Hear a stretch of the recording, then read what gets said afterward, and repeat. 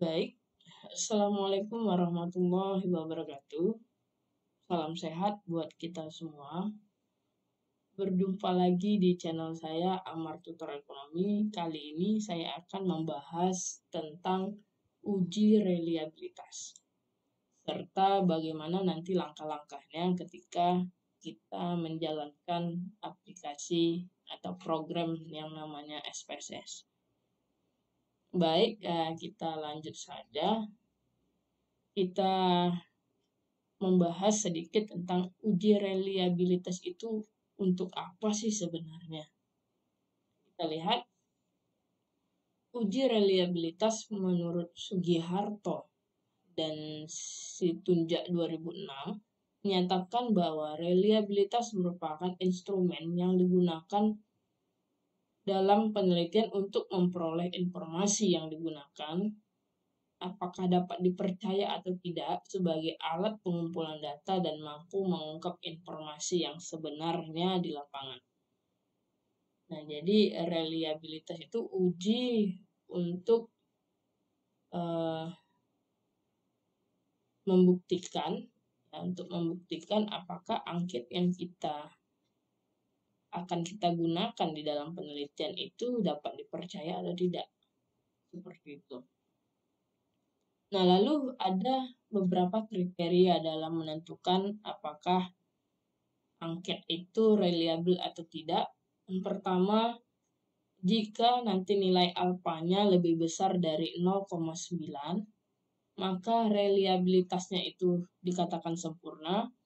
Yang kedua, jika alfa di antara 0,7 sampai 0,9, maka reliabilitasnya dikatakan tinggi. Kemudian jika alfa sama dengan 0,5 sampai 0,7 maka reliabilitasnya moderat. Dan yang terakhir jika alfa lebih kecil dari 0,5 ya, maka reliabilitasnya adalah rendah.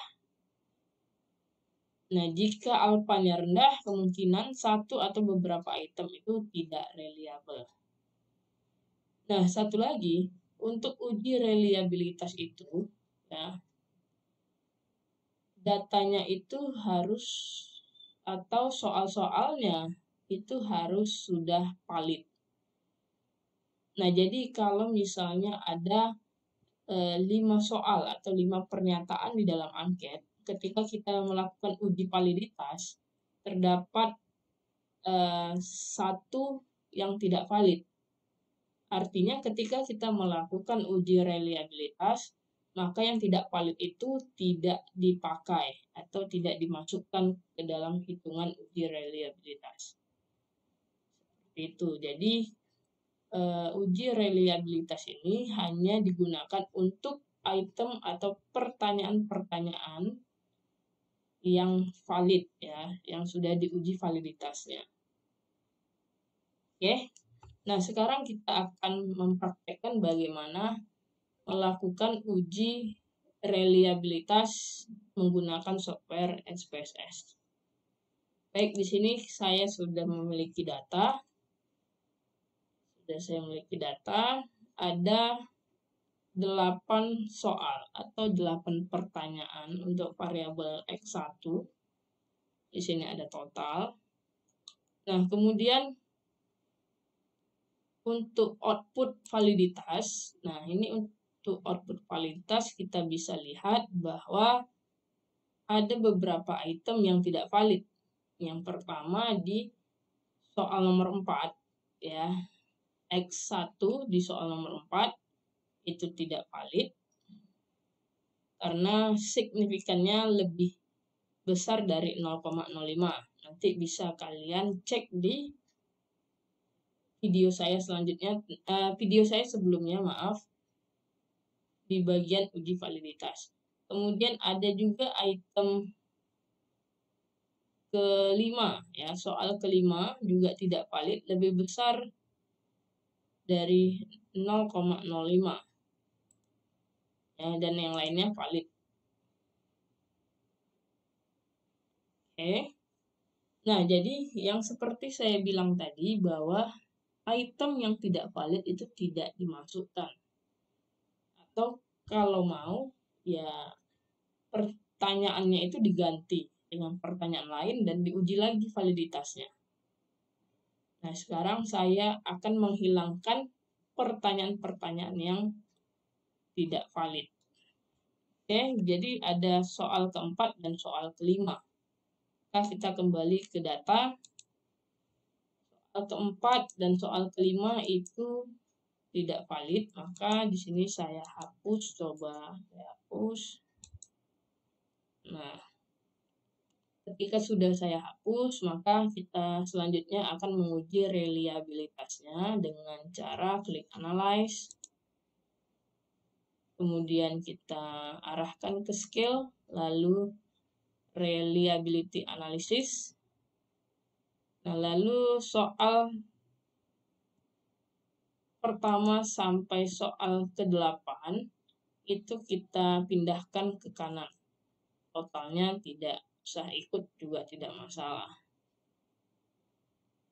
Ya. Lalu kita klik OK. Nah, di sini ada sudah output dari uji reliabilitas. Untuk tabel pertama ini adalah identitasnya ada 30 item ya. Yang valid semua 100. Kemudian inilah uji reliabilitasnya ya. Di sini kita lihat bahwa nilai Cronbach alpha-nya 0,931. Dan item yang valid itu adalah tinggal 6 dari 8 soal atau 8 pertanyaan. Yang tidak valid 2, yang valid adalah 6, dan nilai uji reliabilitasnya adalah 0,931. Nah, di sini coba kita copy paste di bagian Word. Kita bisa lihat.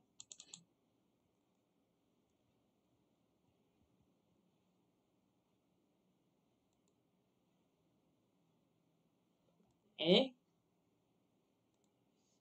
Besarkan. Nah, dari uji reliabilitas ini, maka diketahui data yang kita gunakan memiliki reliabilitas sebesar 0,931 ya. 0,931.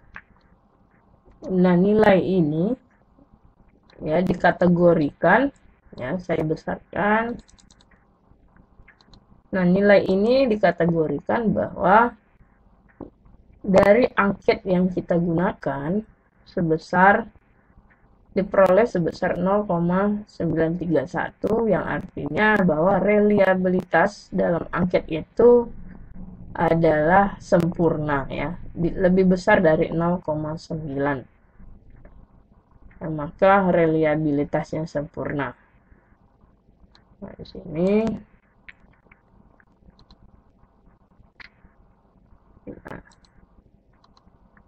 nah, jadi seperti itulah uji ya untuk reliabilitas. Sangat mudah dan simpel sekali.